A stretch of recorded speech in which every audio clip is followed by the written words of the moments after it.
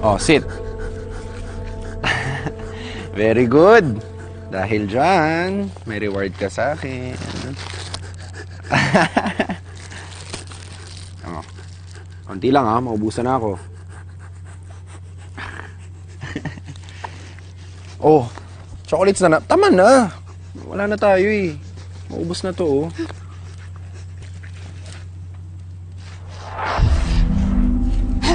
Oh, Angela. Angela, what's wrong? Angela? Ha?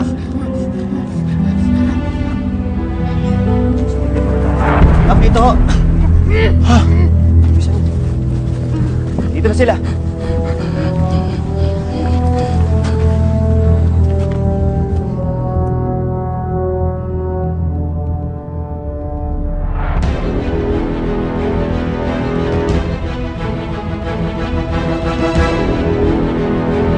Elmo, pare ano to? Ba't kasama yung buong barangay?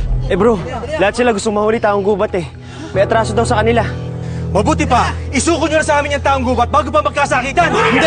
Mabait to si Angela. Wala siya sinasaktan tao. Mabait to. Mabait to si Angela. Ang dami nagre-reklamo sa kanya! Ha? Mas mabuti pa, isuko mo na sa amin yan! Calvin, mabuti pa pumayag ka na sa gusto nila. Hindi ko na nasabi. Kailangan ma-turnover siya sa authority. Pare, oo sinabi ko yun, pero hindi sa ganitong kawawa yung tao. Kailangan nyo na! Kailangan nyo na! Kailangan nyo na! Huli mo yan!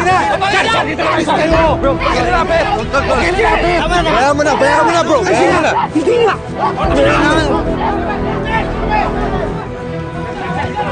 Oh! Pati kayo!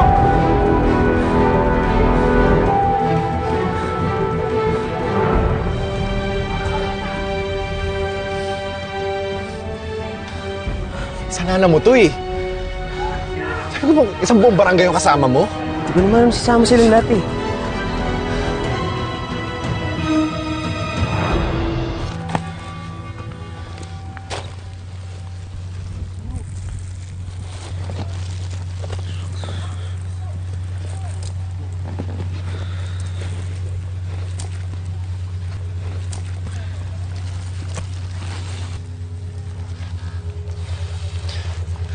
Parang hindi ko na lang siya pinahuli eh.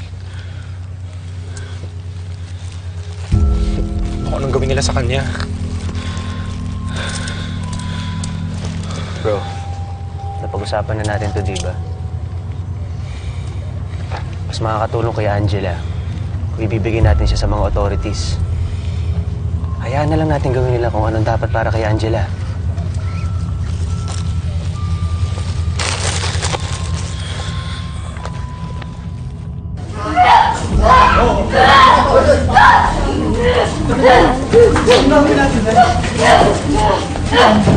Hindi natin pwedeng ikulong lahat kasama ang iba. Baka mga gatayan. Kapitan, gusto ko, kapusin ko na eh. Hindi talaga dapat dahil palagay ko, minor de edad dito. DSWD ang dapat nang humawak dito.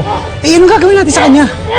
Mabuti pa, ikulong muna natin sa bodega pansamantala habang wala pang pumupuntang taga DSWD.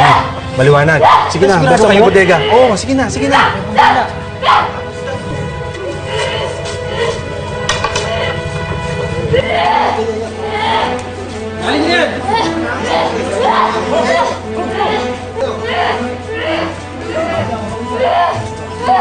Baka mamaya kayo pa masaktan. Tabi mo muna, tabi mo muna. Nangat siya.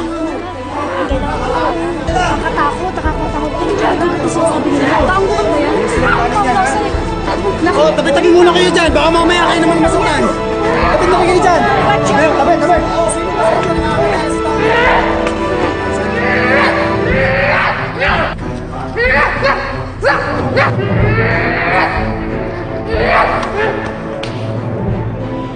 Hindi mo ako matatakasan, Ana. Ako